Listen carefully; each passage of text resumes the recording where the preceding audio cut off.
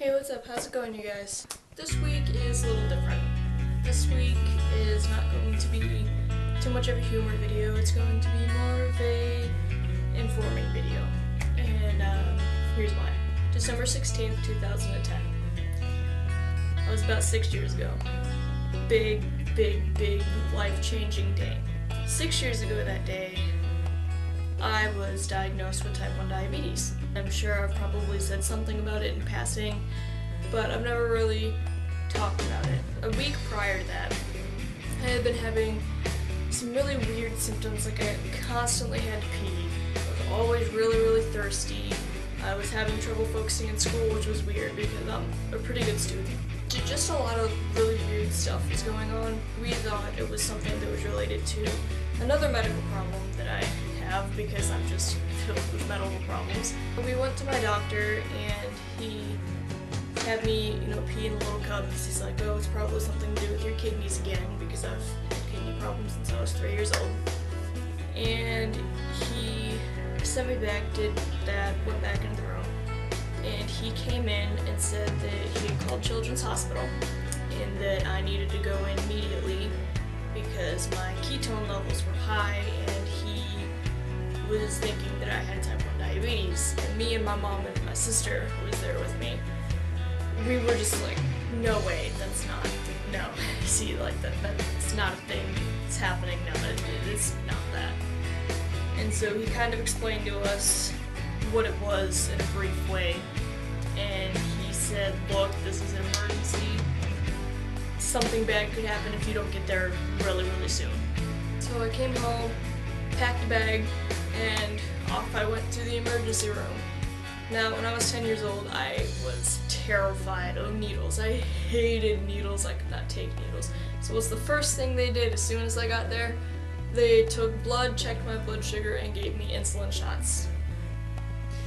Yeah.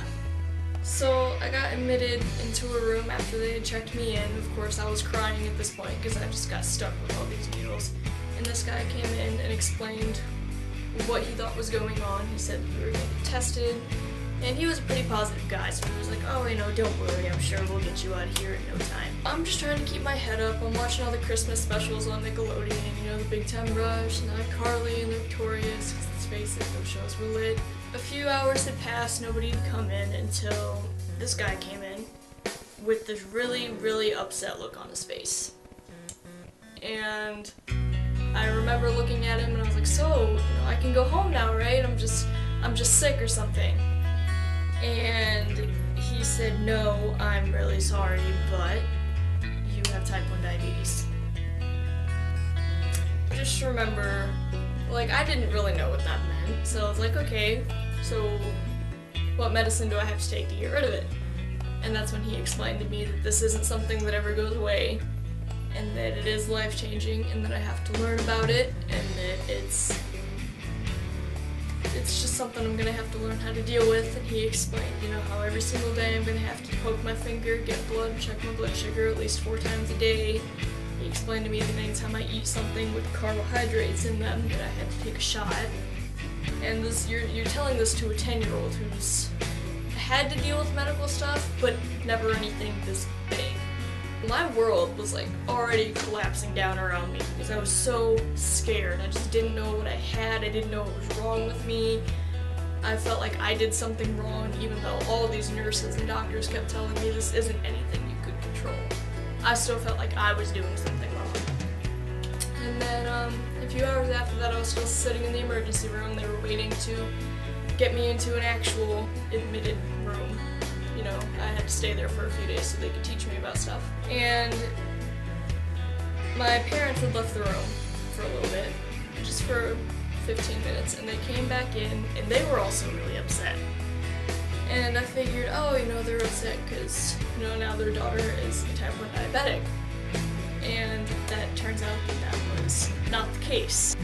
They had just gotten a phone call from one of our family members, and it turns out that my godfather, who was my mom's nephew, his name was Mick, he had passed away that same day. It was really hard because while I wasn't extremely close to him. We were still really close, and you know, everybody in the family loved him. And he had heart aneurysm in his sleep. So, you know, I still thank God that he probably didn't feel anything and that it was just in his sleep. But it was still really, really sad because it's like I just got diagnosed with this life-changing disease, if that's what you want to call it. And I just lost someone who I love and I really care about. And I just remember that the feeling of disbelief as my mom was telling me that my godfather had passed away because something went wrong in his heart. So it was a really, really hard day, and every single December 16th is still very hard for me. It was hard the first year, the second year, the third year, the fourth year, the fifth year, and it's just as hard the sixth year. Every December 16th, I remember that, and I tell that story to at least one person who's never heard it before, but now I can tell it to 20 people or more who haven't heard it before. Yeah, but I go down to the cemetery and I leave flowers for my godfather, who I love and I miss very much, and who I still hope that I make proud every day. Yeah, I wanted to share that story because it's an important thing to know about. It's an important thing to know that anything can happen at any time for any reason, and it's important to know that type 1 diabetes isn't anything that you do. Okay, so anybody who's just been diagnosed or anybody who has had it for a while, it's not anything that you did, and you're not alone, and there's thousands of other people who deal with it every single day. I don't know, it's just a bit of a struggle. But I figured I would share that with you guys because it really is a big, important part of my life. So, and if I'm going to start putting my life on the internet, it's kind of important for you guys to know too. So yeah, I just wanted to tell you guys that story.